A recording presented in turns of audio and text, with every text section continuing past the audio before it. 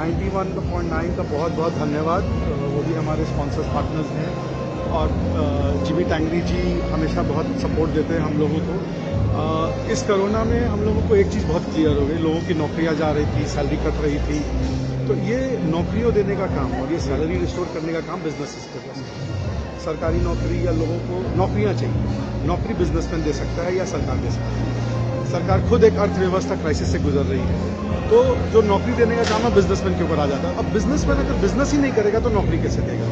और वो कोई भी कारण से ये कोरोना में बहुत हताश होकर डर के अपने घर में बैठ गया था। वो ये भूल गया था कि ये 130 करोड़ लोगों का देश है, ये बहुत महान देश है और ये देश में 130 करोड़ लोगों को खाना पीना सोना उठना बैठना एजुकेशन सब चीज़ों की जरूरत है। कहीं ना कहीं कोई ना कोई ऐसी चीज़ तो जो होगी जो एक बिजनेस कर सकता है उसके लिए। तो हम लोग ने आज यही किया है कि बिजनेसमैन को पहले हमेशा लगता था कि भाई पैसा लगा के पैसा मिलेगा, रिस्क है, सैलरी देता था, टैक्स देता था, CSR करता था, इन सब के बाद भी कभी लगता था क्या मिल रहा है मुझे, कोई एक तो शाबाशी भी नहीं देता था, उल्टा लोग उसको टैक्स चोर मुनाफा खोर या ये सब लोग नाम देते थे। हम ये परसेप्शन बदलना चाह रहे हैं, हम ये बोलना चाह रहे हैं कि समाज में सम्मान मिलेगा।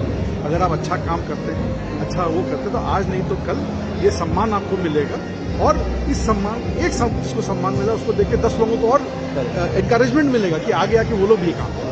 सर कैटेगरीज क्या थी, अगर 2-3 एक दो हमारे साथ अगर आप शेयर करें तो ये अवार्ड जो है हमने MSME फॉर्मेट फॉलो किया, 0 to 50 categories, 0 to 50 crores, 50 to 250 crores, 250 crores and above. और इसमें हम लोगों ने ईच कैटेगरी में हम लोगों ने 3 सब ग्रुप्स रखा था। एक एग्रीकल्चर एंड अलाइड, क्योंकि हमारा देश कृषि प्रधान देश है, कृषि के बिना कुछ नहीं हो सकता है।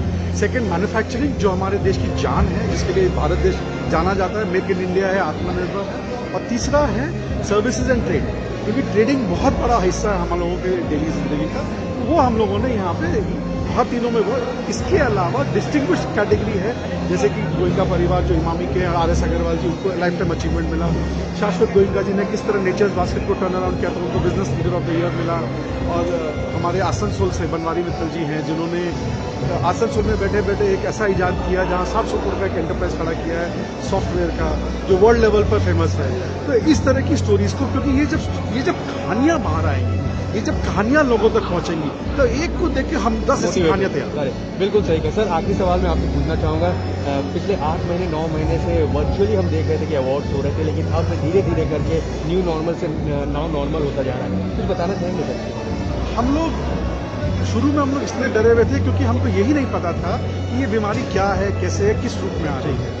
अब हम लोगों ने 8 महीने में ये देखा कि 100 में से 8 लोगों को ये बीमारी हो रही है। आज 130 करोड़ लोगों में 1 करोड़ लोगों को भी ये बीमारी अभी तक इंडिया में नहीं हुई है, तो मतलब लेस देन 1%। और उस 1 करोड़ में भी 90 लाख से ज्यादा लोग ठीक हो गए। तो मतलब जो इफेक्ट हो रहा है, लोग ठीक भी हो रहे हैं, हॉस्पिटल भी जा रहे हैं, डिस्चार्ज हो रहे हैं, वापस भी आ रहे हैं। जीवन को आगे चलना होगा, जीवन नहीं रुक सकता, सारे प्रिकॉशन लेना चाहिए। मैं आपसे बात करने के लिए मैंने मास्क उतारा, बट मेरे हाथ में मास्क है, मैं सब समय मास्क पहन के रखता हूँ।